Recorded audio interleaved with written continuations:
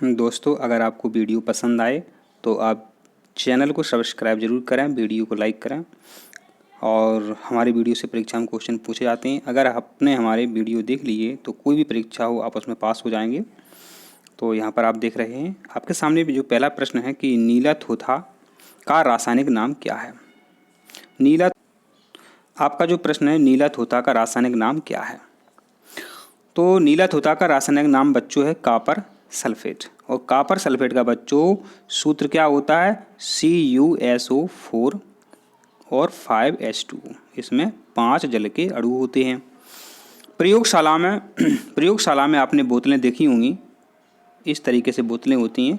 इसमें नीले कलर का एक द्रव भरा रहता है, वो क्या होता है, कापर सल्फेट होता है।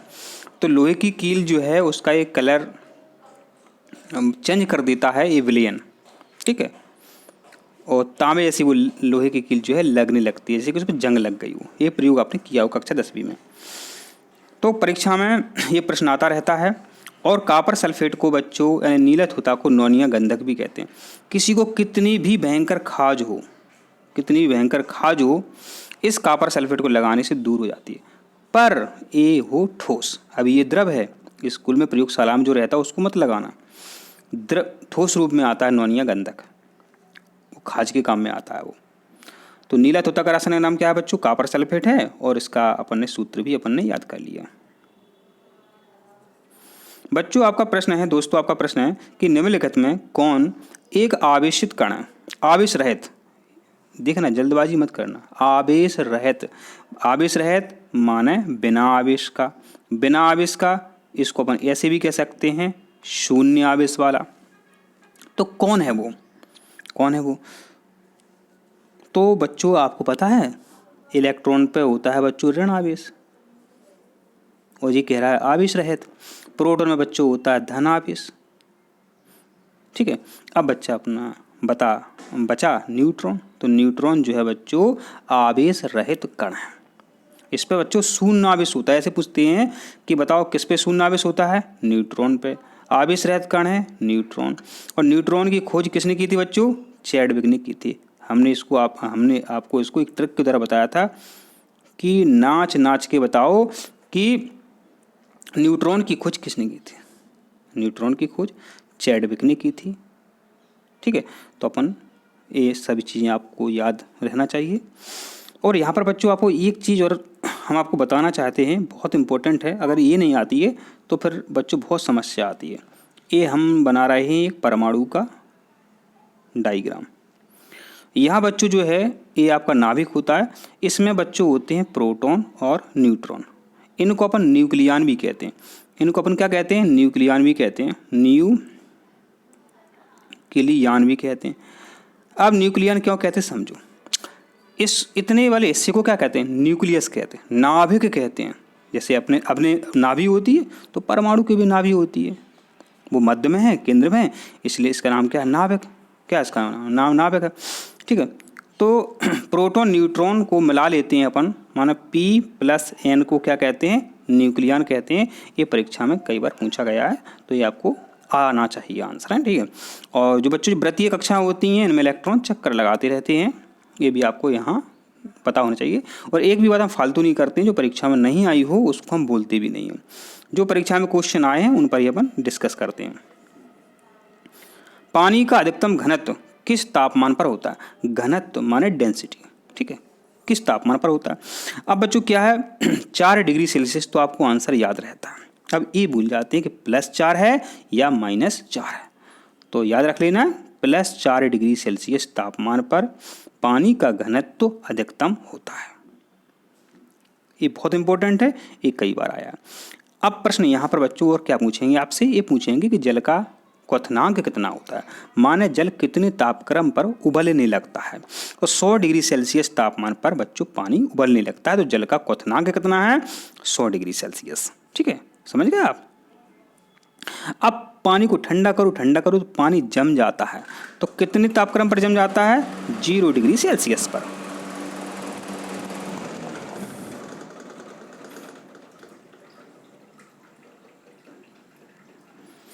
बच्चों अब आपका प्रश्न है, दोस्तों आपका प्रश्न है कि नाभिक की द्रव्यमान संख्या, नाभिक की द्रव्यमान संख्या। परमाणु का हमने चित्र बनाया, ठीक है, ये हमने परमाणु का चित्र बनाया। तो नाभिक माने इस हिस्से की बात हो रही है, नाभिक की। तो नाभिक की द्रव्यमान संख्या जो नंबर रहेगा वो किस पर निर्भर करेगा? तो बच्चों वो निर्भर करेगा न्यूक्लियनों की संख्या पर। न्यूक्लियन माने बच्चों अभी अपन चर्चा कर चुके हैं कि प्रोटॉन प्लस न्यूट्रॉन। प्रोटॉन और न्यूट्रॉन को कहते हैं न्यूक्लियन। कितने प्रोटॉन हैं, कितने न्यूट्रॉन हैं? तो प्रोटॉन न्यूट्रॉन को अपन क्या बोलेंगे? द्रव्यमान संख्या बोलेंगे।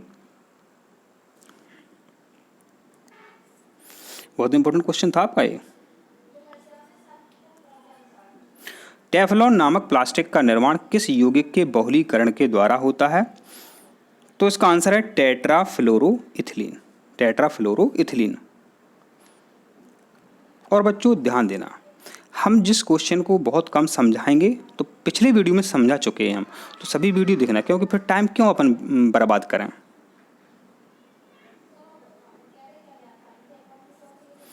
अम्लीय विलयनों के पीएच का मान होता है, अम्लीय माने एसिड, अम्लीय माने होता है बच्चों एसिड, एसिड माने अम्ल।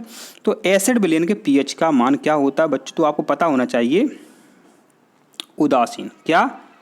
उदासीन कितना होता है? 7। 7 से कम हो तो बच्चों होता है एसिड, और 7 से ऊपर संख्या हो 8, 9, 10 तो बच्चों वो होते हैं क्षार। तो अम्लीय विलयन का मान क्या होगा?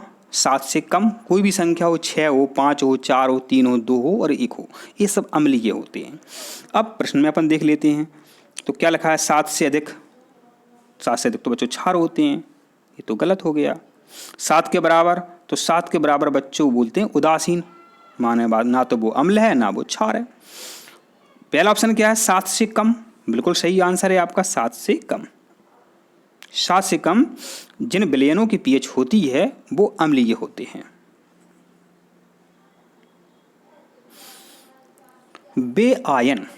बेआयन माने बच्चों कोई भी एक तत्व है, ठीक है, जिनमें इलेक्ट्रॉनों की संख्या समान होती है। किसकी संख्या समान होती है? इलेक्ट्रॉनों की संख्या समान होती है, क्या कहलाते हैं?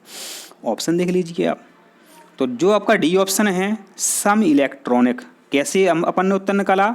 इलेक्ट्रॉन समान, समान इलेक्ट्रॉन, सम इलेक्ट्रॉनिक। प्रश्न में ही उत्तर है, यहाँ पर ध्यान देना। जब बच्चों एटॉमिक नंबर माने परमाणु क्रमांक समान हो, समस्थानिक, ध्यान देना। और जब बच्चों परमाणु भार समान हो तो समभारिक। और बच्चों जब न्यूट्रॉन समान हो, समन्यूट्रॉनिक। और जब इलेक्ट्रॉन समान हो तो समइलेक्ट्रॉनिक। अब बच्चों हम आपसे एक क्वेश्चन का आंसर कमेंट में पूछना चाहते हैं, आप जवाब देना बच्चों। क्लोरीन है बच्चों, इसका परमाणु क्रमांक 17 है, इसमें कितने इलेक्ट्रॉन हैं ये आपको कमेंट में बताना है। इसी पर बच्चों 11 सोडियम है, हमने ऐसा लिख दिया। अब इसमें कितने इलेक्ट्रॉन हैं आप कमेंट जरूर करें। रेडियो सक्रियता की इकाई है, माने रेडियो एक्टिविटी की क्या इकाई है? तो इसका जो आंसर है आपका ये सभी आपका करेक्ट आंसर है। कई किताबों में क्यूरी ही लिखा रहता है, तो इसका आंसर हम कमेंट में बताएंगे या दूसरी वीडियो में करेक्ट करके बताएंगे क्या ये सभी आंसर सही है या कोई एक सही है। क्योंकि रेडियो सक्रियता की इकाई क्यूरी भी है, तो जहाँ तक हमें लग रहा है इसका आंसर क्यूरी होना चाहिए। इसका आंसर जो बच्चों क्या होना चाहिए? क्यूरी होना चाहिए। क्योंकि आयरी क्यूरी ने रेडियो सक्रियता पर बहुत सारे प्रयोग किए थे, तो क्यूरी आंसर आपका करेक्ट होना चाहिए हमारे हिसाब से। अब बैकुरल भी होता है, लेकिन रदरफोर्ड तो किसी भी कीमत पर सही नहीं है, ठीक है। तो क्यूरी अपन इसका आंसर यहाँ पर अपन सही कर देते हैं। वायु में किस गैस की मात्रा सर्वाधिक होती है? सबको इसका आंसर पता है, नाइट्रोजन। कितनी होती है बच्चों? ये होती है 78%। ये होती है आपकी 78%। संकेत क्या है बच्चों नाइट्रोजन का? N2 है।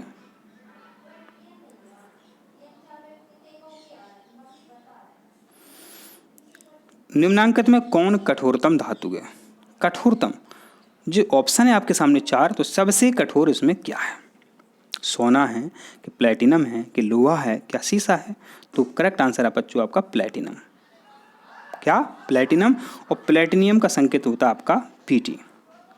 अब परीक्षा में ऐसा प्रश्न पूछें कि सबसे ज़्यादा तन्य, माना जिसको सबसे ज़्यादा तान सकते हैं, आपके पास 100 ग्राम ये सभी हैं चारों, सबको तान करके देख लो तो सबसे ज़्यादा तान सकते हैं सोना, गोल्ड को। ठीक है, तो इसमें तन्यता होती है। ठीक है, ध्यान रखें क्या होती है इसमें, तन्यता का गुण पाया जाता है। कठोर क्या है? प्लेटिनम। अब यहाँ पर ध्यान देना बच्चों, अब यहाँ उनने ऐसा कर दिया, लोहा हटा दिया, लोहे की जगह उनने लिख दिया हीरा। अब बताओ सबसे ज़्यादा कठोर क्या है? कमेंट में आंसर दो। लोहा हमने यहाँ से हटा दिया और हमने बच्चों कह दिया, अब आंसर बताइए कि सबसे कठोरतम धातु है। तो क्या आंसर रहेगा? कमेंट में आप आंसर दें। नॉन स्टिकी बर्तनों के निर्माण में प्रयुक्त प्लास्टिक है टेफलॉन। इसको हम आपको कई बार बता चुके हैं। इस प्रश्न को देखते हैं, ये प्रश्न भी कई बार पूछा गया है। प्रश्न है बच्चों आपका 88, रेडियम 226 के नाभिक में न्यूट्रॉन और प्रोटॉन की संख्या है। तो यहाँ पर ध्यान देना, इस तरीके से यहाँ संख्या लिखी होती है, कोई भी बच्चों तत्व है, ध्यान देना, यहाँ पर कोई भी संख्या लिखी हो बच्चों वो होती है परमाणु क्रमांक या प्रोटॉन। तो ध्यान देना, परमाणु क्रमांक या कहें प्रोटॉन या इंग्लिश में कहें एटॉमिक नंबर, ये तीनों एक ही चीज़ है, ध्यान देना। तो यहाँ लिखा है 88, तो 88 क्या है? प्रोटॉन है। तो अपन विकल्प में देखते हैं, तो पहले बोल रहा है कि नाभिक में न्यूट्रॉन और प्रोटॉन, पहले न्यूट्रॉन फिर प्रोटॉन, तो प्रोटॉन है 88, प्रोटॉन कितने? 88। तो माने या तो आपका सी ऑप्शन सही है या आपका ए ऑप्शन सही है, ये तो आपको पता चल गया। अब कह रहा है कि न्यूट्रॉन कितने हैं? अब 138 न्यूट्रॉन हैं कि 226 हैं, तो उतने के उतने न्यूट्रॉन तो हो ही नहीं सकते हैं। ठीक है, अब न्यूट्रॉन निकालना है बच्चों, तो वो भी सरल है। इस संख्या में से पहली वाली संख्या आप माइनस कर दीजिए, आंसर आ जाएगा। ठीक है, तो आपका करेक्ट आंसर बच्चों इसमें क्या है? आप कमेंट में भी दे सकते हैं। तो इसमें 138 न्यूट्रॉन है और 88 प्रोटॉन है।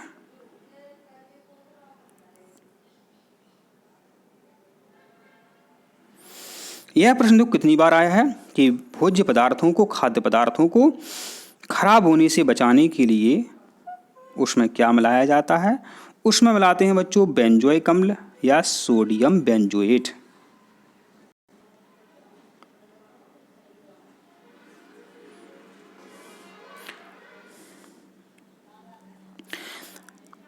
प्रश्न है परिशोधित स्प्रिट। परिशोधित स्प्रिट में क्या होता है? तो इसका जो आपका आंसर है इसमें डी आपका करेक्ट आंसर है। 95.57% इथाइल अल्कोहल व 4.43% जल। परीक्षा में यहाँ पर एक प्रश्न पूछेंगे कि परिशुद्ध अल्कोहल क्या होता है? तो शुद्ध अल्कोहल परिशुद्ध अल्कोहल कहलाता है।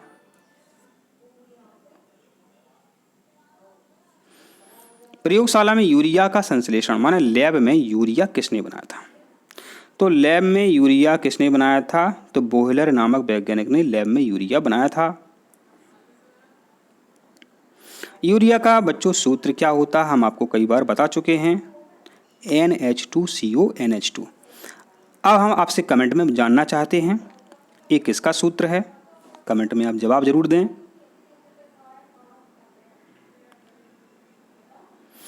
सोना का लैटिन नाम क्या है? इसका आप कमेंट में जवाब दे सकते हैं, इसको हम पुराने वीडियो में आपको बता चुके हैं। सोना का लैटिन नाम बच्चों क्या है? ऑरम है। सोना का लैटिन नाम ऑरम है। तांबे का क्यूप्रम है। लोहा का फेरम है। चांदी का अर्जेंटम है।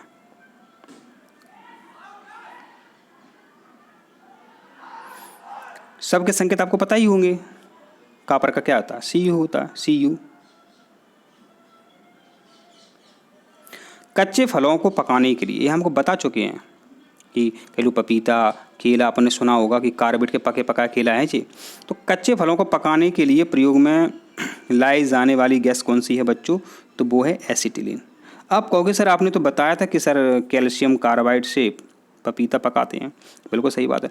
तो बच्चों कैल्शियम कार्बाइड की क्रिया बच्चों जब जल से होती है, क्या इसमें पानी मिला देते हैं और फलों पर ये छिड़क देते हैं, तो बच्चों एसिटिलीन बन जाती है। क्या बन जाती है? एसिटिलीन बन जाती है। C2H2 ये एसिटिलीन है। इससे ये फल पक जाते हैं।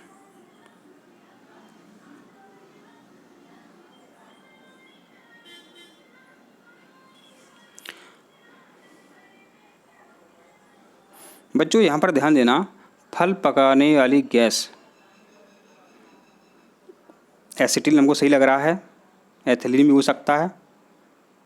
इसका हम नेक्स्ट वीडियो में आपको करेक्ट आंसर देंगे,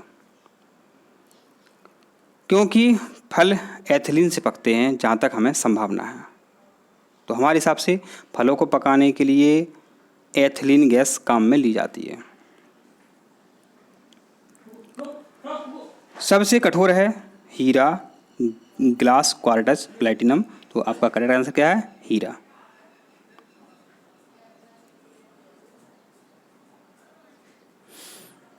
साधारण विलयनों में पीएच का मान कितना होता है? कितना होता है?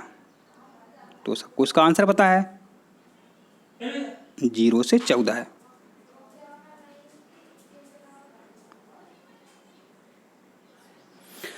नींबू खट्टा किस कारण से होता है? जो नींबू होता है आपका, वो खट्टा किस कारण से होता है? तो नींबू, अच्छा खट्टा क्यों होता है ये आपको बच्चा पता होना चाहिए, दोस्तों पता होना चाहिए। जो खट्टे पदार्थ होते हैं वो अम्ल के कारण होते हैं। जो खट्टे पदार्थ होते हैं बच्चों वो अम्ल के कारण होते हैं, ये आपको पता होना चाहिए। नींबू खट्टा होता है साइट्रिक अम्ल के कारण। नींबू खट्टा होता है साइट्रिक अम्ल के कारण। इमली खट्टी होती है बच्चों टारटरिक अम्ल के कारण। और जो आप चाउमीन खाते हो उसमें जो मिलाते हैं खट्टापन लाने के लिए, उसमें होता है एसिटिक अम्ल, जिसको हम विनेगर कहते हैं, सिरका कहते हैं। विनेगर कहते हैं, सिरका कहो या एसिटिक अम्ल कहो, एक ही बात है। एक प्रश्न बच्चों परीक्षा में कई बार पूछा जाएगा कि जो हाइड्रोक्लोरिक अम्ल है ये क्या होता है? तो बच्चों पता है आपको, अपने पेट में HCl बनता है, इससे भोजन पचता है, भोजन को ये सड़ने से बचाता है। भोजन के साथ जो आप सूक्ष्म जीव खा ले होते हो, खराब शराब, उनको भी ये मारने का काम करता है HCl। और जब किसी का भोजन नहीं पचता है या वजन बढ़ाने के लिए जो आपको दवाई दी जाती है डॉक्टर, तो उस दवाई में भी HCl रहता है। ठीक है, तो HCl बहुत काम का ये अम्ल है। लेकिन ऐसा मत थोड़ी कि प्रयोगशाला में रखा हुआ है आप चोरी करके लाए, बिल्कुल नहीं, बिल्कुल बिल्कुल नहीं, बहुत खतरनाक होता है, तुरंत आग लग जाती है। तो नींबू खट्टा किस कारण से होता है? साइट्रिक अम्ल के कारण।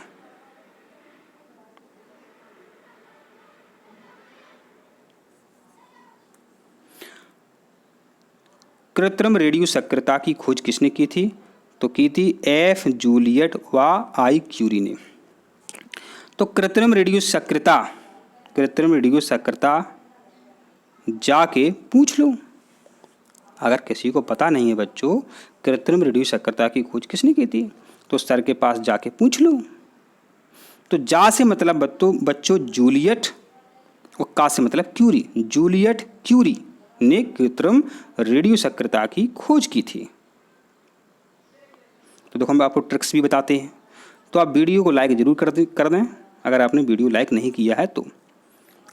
एल्यूमिनियम धातु का निष्कर्षण किस अयस्क से होता है? तो एल्यूमिनियम बच्चों बॉक्साइट से प्राप्त करते हैं। किससे? बॉक्साइट से। इसका बॉक्साइट का सूत्र होता है Al2O3 2H2O, ये बॉक्साइट का सूत्र होता है। मैग्नेटाइट से बच्चों लोहा प्राप्त करते हैं, ये भी यहाँ आपको पता होना चाहिए, आपको। तो मैग्नेटाइट और हेमेटाइट से लोहा प्राप्त करते हैं, मैग्नेटाइट और हेमेटाइट से लोहा प्राप्त करते हैं, ये भी आपको यहाँ जानकारी होना जरूरी है। क्षारों द्वारा तेल का जल अपघटन कहलाता है, क्या कहलाता है? साबुनीकरण।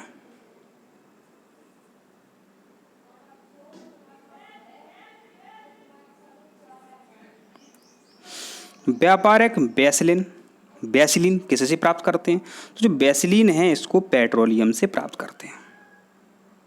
इसको भी हम पिछले वीडियो में समझा चुके हैं, चर्चा कर चुके हैं। ऐसा प्रश्न था कि पैराफिन कैसे प्राप्त करते हैं? पैराफिन पेट्रोलियम से प्राप्त करते हैं। बेसिलीन कैसे प्राप्त करते हैं? पेट्रोलियम से प्राप्त करते हैं।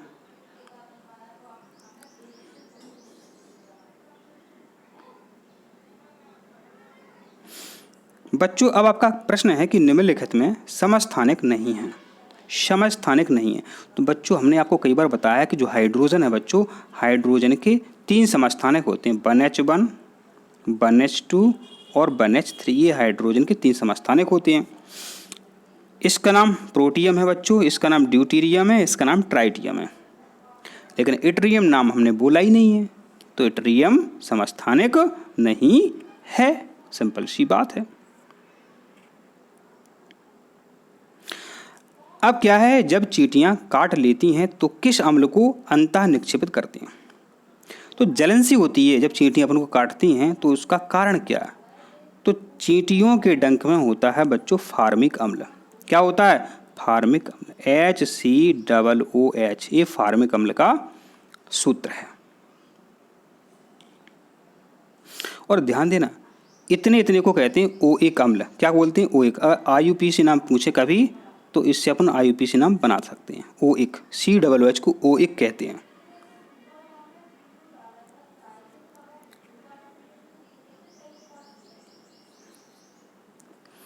निम्न लवणों में से सागरीय जल की जल लवणता में किसका अधिकतम योगदान है? माने समुद्र का जो जल है वो नमकीन है, किस कारण से है? तो सबको पता है, नमक के कारण है। और नमक का सूत्र है NaCl, जिसको हम बोलते हैं sodium chloride. Very very most, उत्प्रेरक ऐसा पदार्थ है जो रासायनिक अभिक्रिया के वेग को क्या करता है? परिवर्तित करता है। क्या करता है? परिवर्तित करता है। माने ये बढ़ाता भी है, घटाता भी है। तो दोनों को मिलाकर के क्या उत्तर बनेगा अपना? सही सही, परिवर्तित करता है। इसको ऐसे समझो, उत्प्रेरक वह पदार्थ होता है जो क्रिया के वेग को बढ़ाता है या घटाता है, उत्प्रेरक कहलाता है। इसके लिए दोनों को मिलाकर के शब्द बनता है परिवर्तित करता है। जैसे कि हम अमोनिया बना रहे हैं, हैबर विधि है, तो लोहा जो हम ले रहे हैं ये क्या है? क्रिया को बढ़ा रहा है, क्रिया में वृद्धि कर रहा है। तो लोहा क्या है? उत्प्रेरक है। और MO भी ले लिया तो ये है उत्प्रेरक वर्धक। और अमोनिया कहाँ से बनाते हैं बच्चों? हैबर विधि से बनाते हैं।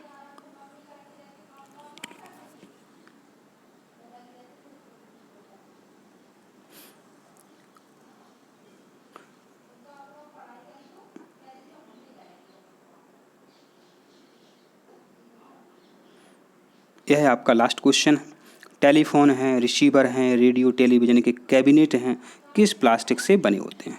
तो यहाँ आपका करेक्ट आंसर है बेकेलाइट। बच्चों आप वीडियो को लाइक ज़रूर करें, चैनल को सब्सक्राइब करें। मिलते हैं अगली वीडियो में। धन्यवाद।